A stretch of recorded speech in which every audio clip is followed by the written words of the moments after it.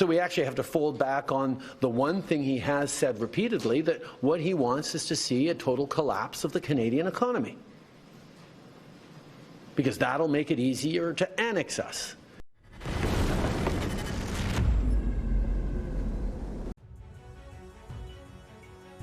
Donald Trump may be aiming to annex the Great Lakes and possibly southeastern Ontario in a maximalist scenario and kick Canada out of NORAD, judging by first-hand accounts of talks between Canada and the Trump administration.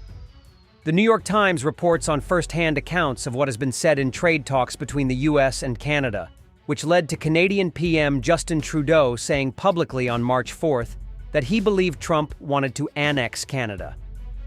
What was that? That's right.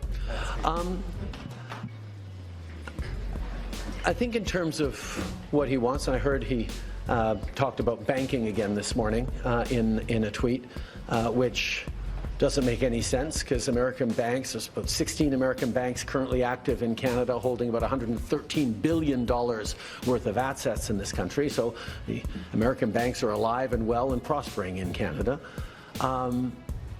It's an example of not really being able to see what it is that he wants, because even the excuse that he's giving for these Paris tariffs today of fentanyl is completely bogus, completely unjustified, completely false. So we actually have to fold back on the one thing he has said repeatedly, that what he wants is to see a total collapse of the Canadian economy, because that'll make it easier to annex us, is the second half of his thought. Now, first of all, that's never going to happen. We will never be the 51st state. According to the New York Times, Trump has told Trudeau that he did not believe that the treaty that demarcates the border between the two countries was valid and that he wants to revise the boundary. He offered no further explanation. Mr. Trump also mentioned revisiting the sharing of lakes and rivers between the two nations, which is regulated by a number of treaties, a topic he's expressed interest about in the past. Afterwards, according to the Canadian Toronto Star newspaper, Trudeau was overheard saying on a hot mic that Trump came armed with a list of trade and other irritants and pointed to a 1908 treaty between the United States and Great Britain that established the 49th parallel as the boundary between the U.S. and the then Dominion of Canada, suggesting it could be erased.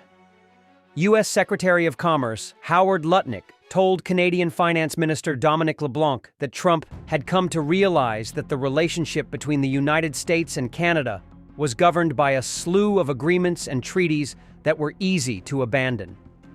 Specifically, 3 issues have been raised. He wanted to eject Canada out of an intelligence-sharing group known as the Five Eyes that also includes Britain, Australia, and New Zealand. He wanted to tear up the Great Lakes agreements and conventions between the two nations that lay out how they share and manage Lakes Superior, Michigan, Huron, Erie, and Ontario. And he is also reviewing military cooperation between the two countries, particularly the North American Aerospace Defense Command, NORAD. In subsequent communications between senior Canadian officials and Trump advisors, this list of topics has come up again and again, making it hard for the Canadian government to dismiss them.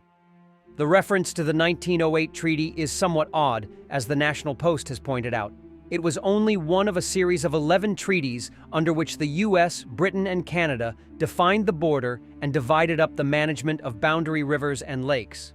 However, Trump has repeatedly brought up the issue of water, claiming falsely that there is a very large faucet in British Columbia that could be turned on to supply water to California. He may be referring to the Columbia River, which is governed by a U.S.-Canada treaty. Most of Canada's fresh water is in fact in the Great Lakes and the St. Lawrence River. The Great Lakes, with the exception of Lake Michigan, are divided roughly down the middle between the U.S. and Canada, which controls about 60% of their surface area. For the U.S. to control more of the Great Lakes, it would either have to redraw the boundary along the north shores of Lakes Superior, Huron, Erie, and Ontario, or annex southeastern Ontario, including Toronto, to gain total control of Lakes Erie and Ontario and most of Huron. Kicking Canada out of NORAD would be even less practical. Most of the North Warning System to spot incoming missiles is in Canada. as are all of the forward operating locations where fighter interceptors are based. However, practicality no longer seems to be a concern. Trump continues to surprise and disrupt. Russia and Ukraine have no option but to sign a deal. I'm not deporting Ukrainians, and we won't defend NATO allies that don't pay their fair share. And why should Americans be expected to protect Japan? But we have an interesting deal with Japan that we have to protect them, but they don't have to protect us. You know that? That's the way the deal reads. We have to protect Japan. And by the way, they make a fortune with us economically. There's another case. But we have to protect Japan, but under no circumstances do they have to protect us. I actually ask, who makes these deals? By the way, the post-war Constitution of Japan was literally written by the U.S. after the capitulation of the Japanese Empire. The Japan Self-Defense Forces were designed by the United States to ensure that Japan would never again pose a threat to its neighbors or the U.S. However, it seems that Trump wants to rearm Japan, and in doing so, could turn a trusted ally into a potential enemy. All Japan would need to do is strengthen its ties with China, form a coalition, and the U.S. would have yet another massive headache. Nice strategy, Trump. Following yesterday's publication by Militarny that Ukraine has been blocked from accessing satellite imagery from Maxar Technologies, the company has released a statement confirming that it was a decision of the U.S. government. The company has contracts with the U.S. government and dozens of allied and partner countries around the world to provide satellite imagery and other geospatial data. They confirmed that the shutdown was a result of the United States government's ban on providing intelligence to Ukraine. This morning, we reported that access to Ukrainian users of the Maxar service had been disabled under the wording that it had been blocked at an administrative request. As the company has already confirmed, this was the result of the actions of President Donald Trump's administration, which blocked Ukraine's access to intelligence data. Former CIA Director John Brennan, who has worked under several U.S. administrations, has said that U.S. President Donald Trump's suspension of intelligence sharing with Ukraine is pressure and blackmail against Kiev. I've never seen anything like this in my nearly 35 years of experience, whereby U.S. intelligence was stopped for a political purpose and to try to coerce a partner like Ukraine to accede to the wishes of an administration. I think it could be calamitous on the battlefield if this remains in place over time, Brennan said, as quoted by the Huffington Post. Brennan added that he believes Trump's actions are more of a pressure tactic and extortion. The Europeans do not have the capability to provide the type of intelligence that the U.S. intelligence community has been providing.